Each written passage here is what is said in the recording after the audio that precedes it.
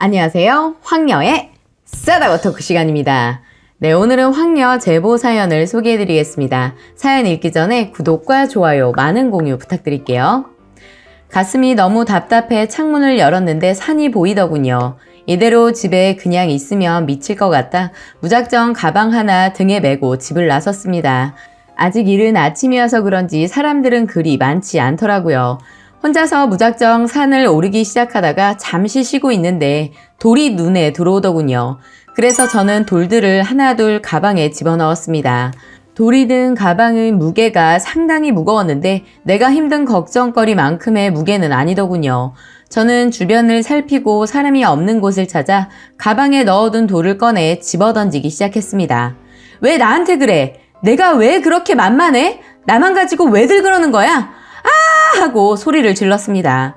그러고 나니 속이 풀리더군요. 집으로 돌아와 저는 남편에게 따지고 들었습니다. 내가 뭐를 잘못해서 당신은 나를 못 살게 하는데 너는 할 거 다 하고 다니면서 왜 나만 이러고 살아야 하냐고. 출근하려는 남편을 붙잡고 따지기 시작했죠. 갑자기 따지고 달려드는 나에게 미쳤어? 술 먹었냐? 아침부터 이 여자가 왜 이래? 하더니 집안에 있는 큰 화분이 있는데 그것을 갑자기 들더니 거실 바닥에 내던져 버리는 거예요. 순식간에 일어난 일이고 황당해서 저도 내 주변에 있는 화분을 냅다 집어 던졌습니다. 그랬더니 갑자기 저에게 다가오더니 내 멱살을 잡더군요. 저도 분하고 그동안 참고 있던 모든 감정이 터져 당하고만 있진 않았습니다. 남편의 얼굴을 10손가락으로 있는 힘을 다해 긁어버렸습니다. 화가 났는지 내 얼굴을 치고 나도 신랑 등을 꼬집고 등짝을 때리고 둘이서 몸싸움을 격하게 했습니다. 아침에 그 모습을 보고 말리는 시누이들은 오빠만 챙기고 저를 밀치는 겁니다. 그 모습을 보고 저희 딸이 시누이 손을 물어버렸는데 시누이 인연이 딸의 뺨을 때리는 겁니다. 저 그 순간 피가 거꾸로 솟는 줄 알았습니다. 시누이고 뭐고 양손으로 머리채를 잡아 아주 돌려버렸습니다. 머리털을 아주 다 뽑아버렸죠. 아직도 그때 더 혼내주지 못한 것이 억울하네요. 신랑이 내 목을 조르면서 시누이의 머리채를 놓을 수 있었죠. 집안은 온통 깨진 유리와 화분 흙, 아주 난장판이었는데 잠시 후 벨이 울리고 경찰이 온 것입니다. 놀란 딸아이는 엄마가 당하는 모습을 보고 신고를 하였더라고요. 경찰은 오자마자 남편을 말리고 잠시 얘기를 하더니 갔고 동네 사람들은 재미있는 구경이라도 하듯 다들 몰려왔습니다. 남편은 옷을 챙겨 입더니 나가버리고 시누이들 그년들도 나가더군요. 아주 영영 안 들어왔으면 했는데 저녁이 돼서야 하나둘 들어오더군요. 남편은 들어오지도 않았습니다. 그리고 저는 아이와 함께 밥을 먹고 시누이들은 챙기지 않았죠. 이젠 절대 시누이들 위주로 살지 않기로 맹세하고 아무것도 해주지 않고 아무것도 해주지 않았습니다. 며칠이 지난 후 남편은 들어왔고 얼굴엔 많은 상처의 흔적이 남아있더군요. 남편 회사에서는 전화가 계속 왔었고 남편은 얼굴 상태가 좋지 않아서 출근을 하지 않았고 그동안 찜질방에서 지냈다고 해요. 신우들이 달래고 해서 집으로 데려왔다고 하는데 저는 전혀 반갑지 않았습니다. 갈 때까지 갔다고 생각한 나는 신랑한테 이미 없던 정도 떨어졌고 더 이상 변화가 없을 거라 생각하고 끝내기로 결심을 한 거죠. 저번에 일은 너무나 고지식하고 외골수인 남편 때문에 숨이 막혀 죽을 것 같아서 참다 드디어 터지고 말았는데 그렇게까지 나에게 한 일이 잊혀지지 않네요. 지금 생각하면 언제나 시댁에 일이 있으면 뭐든지 제가 혼자서 다 해야 하고 그 많은 시누이들 손님처럼 시간이 되어서야 옵니다. 잘해도 욕먹고 못하면 사람 죽일 듯이 달려드는 5명의 시누이들. 시누이들은 시도 때도 없이 남편에게 금전적인 것부터 시작해서 허드렛 일까지 오빠의 도움을 청하는데 저희 남편 여동생들이 일이라면 두말하지 않고 다 해줍니다. 그 뒷감당은 항상 저의 몫이 되고요. 홀 어머니께서는 늘 남편에게 어릴 때부터 여동생들을 잘 챙겨라, 귀에 딱지가 않도록 얘기를 하셨다고 해요. 그래서일까요? 세뇌당한 사람처럼 왜 그렇게 여동생들 일이라면 저렇게 난리인지 모르겠어요. 솔직히 어느 정도는 이해가 되다가도 이건 아니지 싶네요. 아버님께서도 돌아가시기 전에 신랑한테 동생들 잘 부탁한다 하셨다고 해요. 결혼해서 지금까지 제가 첫째와 셋째 시누이들 뒷바라지 다 도와주고 결혼까지 시키고 아직도 셋은 저희 집에서 생활을 하고 있네요.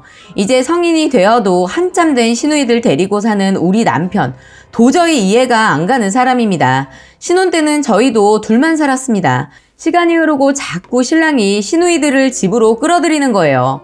잠깐 데리고 있다가 보낼 거야. 이 말 한마디 하고 또 데려오고 사정이 있어 며칠만 있을 것 같아 라고 하면서 신혼을 시누이들하고 보낸 저는 너무 불편하고 사실 일도 너무 많아지는 거예요. 시누이들한테 부탁하면 혼자 할 수 있잖아. 왜 애들 피곤하게 자꾸 시키니? 하는 겁니다. 더 이상 못 살 것 같아 싸우기도 여러 번. 결국 저는 이혼을 해야겠다고 생각했는데 첫째 아이가 생겨서 어쩔 수 없이 이혼을 접어야 했죠. 임신을 해도 하는 일은 변화가 없었고 신랑은 집에 있으면서 뭐가 힘들다고 그래. 그냥 자고 싶으면 자고 먹고 싶으면 먹고 너가 제일 편한 것 같아. 이러는 겁니다. 뒤이어 신우들도 한마디씩 하는 거예요. 언니는 일 안 하니까 좋겠어요. 밖에 나가봐요. 전쟁이에요. 얼마나 힘든지 눈치 보고 하기 싫은 일도 해야 하고 정말 힘들어요. 하는데 정말 그 입을 한 대 치고 싶더군요. 저도 힘들어요. 빨래며 설거지, 청소에 몸도 무겁고 진짜 장난 아니에요. 하니까 신랑이 버럭 소리를 지르면서 그만 안 해? 어디서 나이 많은 신우한테 꼬박꼬박 말대꾸야. 너가 어려도 새언니 대접하면서 대우를 하는데 버릇없이 방에 들어가! 하는데 정말 내가 왜 이러고 사는지 모르겠더라고요. 방에 들어와 울어도 밖에서는 자기들끼리 웃고 떠들고 그러더군요.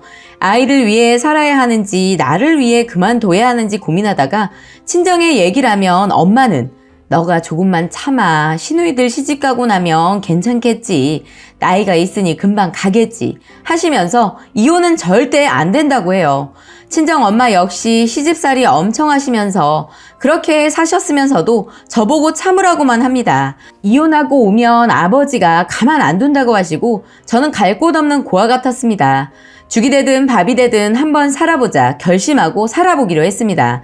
살면 살수록 사건 사고는 끊이지 않았고 남편의 행동 또한 도를 넘어서더라고요. 시누이 한 명이 결혼을 하고 다음에 또 시누이가 결혼을 해서 드디어 시누이들로부터 자유로워졌다 싶었는데 그 행복도 딱 일주일. 그리고 갑자기 시누이 셋을 데리고 온 겁니다. 아이가 자기 방을 가지고 싶다 해서 저는 방을 꾸며줄 생각에 부풀어 있었는데 세상에 은원도 없이 그것도 셋을 다 데리고 온 거예요. 시누이 결혼식에서 친척들의 칭찬을 온몸에 받은 신랑은 기분이 업이 되어서 좋아 죽더니 이런 계획을 세웠나 봅니다. 신랑 머릿속엔 저와 아이는 없는 모양입니다. 저희 집은 25평에 자그마한 방 3개가 있지만 시누이들 각자 썼기 때문에 딸 방을 만들어주지 못했습니다. 늘 자기 방 가지고 싶다고 노래를 불렀는데 어쩜 이럴 수 있는지 남편을 가만두고 싶지 않았습니다. 아이와 저는 일주일 동안 방 벽지 색상이며 침대 가구 등 고르면서 얼마나 설레고 들떠 있었는지 모릅니다.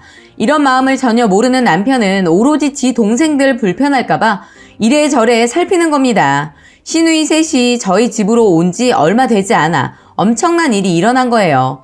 둘도 힘들었는데 또 셋을 집으로 데려온 신랑의 의도는 뭘까요?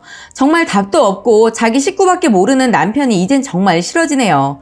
시누이들도 내 눈치만 보면서 짐을 싸고 있는 것 같은데 언제 나갈지 아직 모르겠네요. 그렇게 하루하루 무의미하게 지나고 있는 어느 날 신랑이 계속 외박을 하더니 술을 얼마나 먹었는지 만취가 되어서 들어왔더군요. 신발도 벗지 못하고 들어온 남편은 김미옥 이리 나와. 너가 감히 내 얼굴에 상처를 만들어?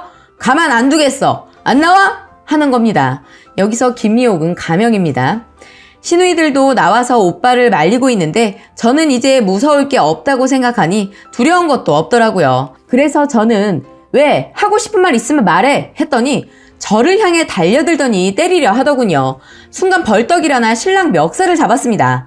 더는 너랑 같이 살고 싶지 않아. 잘 들어?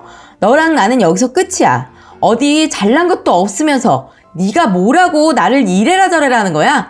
다신 너 같은 놈이랑 살기 싫다 했더니 갑자기 울기 시작하더니 잘못했다 하는데 그냥 꼴도 보기 싫어서 더는 우리 상처내지 말고 이대로 끝내자. 나는 더 이상 시누이들 뒷바라지며 가정부 노릇까지 하기 싫으니까 이혼하고 네가 혼자서 네 동생들하고 살면서 행복하게 살아 했습니다. 그런 다음 전 방으로 들어가 버렸고 신랑은 거실에서 한참을 울고 고함 지르고 하더니 자더군요. 시누이들도 참 냉정하더군요. 오빠가 취해서 잠들었으면 이불이라도 덮어줘야 하는데 전혀 신경 쓰지 않더군요. 저런 동생들을 돌본다고 애쓰면서 짝사랑하는 남편이 한심하더군요. 추워서 웅크리고 자는 모습을 보니 미우면서도 안쓰러워 이불을 덮어주려 하다 나에게 한 짓을 생각하니 미워서 자는 사람 엉덩이를 발로 한 대 때려주었네요. 며칠이 지나고 저는 아무 미련 없이 그 집을 아이와 함께 나와버렸고 신랑하고도 연락을 끊은 상태입니다. 진작 이러고 살 걸 하면서 그동안 참은 게 후회도 되고 미련했던 지난날을 생각하니 한 번씩 가슴에 욱하고 올라오네요. 어쨌든 지금은 네일도 하면서 그동안 못하고 지냈던 여가 시간도 가지면서 이것저것 배우러 다니고 무엇보다 아이방을 만들어 주었답니다. 이젠 저와 아이만 위해서 살 거예요. 라고 사연 올려주셨습니다. 오늘의 사연 여기까지였고요. 많은 공유와 여러분들의 생각이나 느낀 점이 있다면 댓글로 표현해 보시기 바랍니다.